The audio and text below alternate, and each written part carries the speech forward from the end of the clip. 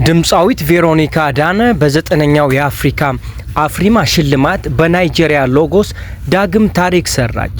ኢትዮጵያዊቷ የሙዚቃ ኮከብ ቬሮኒካ አዳነ በመላው አፍሪካ ትልቅ ግምት የሚሰጠውን የ9ኛው አፍሪካ ሙዚቃ ሽልማት ናይንዝ ኦል አፍሪካ ሙዚክ አዋርድስ አፍሪማ በአሸናፊነት አጠናቃለች። ቬሮኒካ በዘርፉ ካሉ ጠንካራ አህጉራዊ ተፎካካሪዎች መካከል በመመረጥ The Best Artist Duo Group in Africa Traditional Music በሚለው ዘርፍ ድልን ተቀዳጅታለች። ቬሮኒካ ይህን ሽልማት ያሸነፈችው የኢትዮጵያን ባህላዊ ዜማ ከዘመናዊ ሙዚቃ ስልት ጋር በማዋሃድ ባሳየችው ድንቅ ብቃት ሲሆን ይህም የኢትዮጵያ ባህል በአህጉሪቱ ያለውን ተሰሚነት ከፍ አድርጎታል።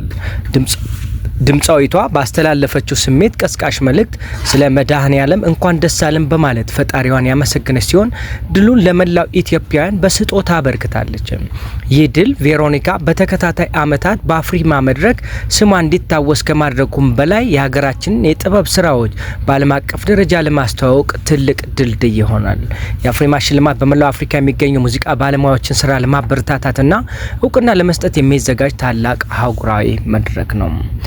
ክቡራን ቤተሰቦቻችን የአርቲስቷ ስራ እጅግ በጣም ልብ የሚያሞቅና ለመላው ኢትዮጵያውያን ትልቅ ድል ነው።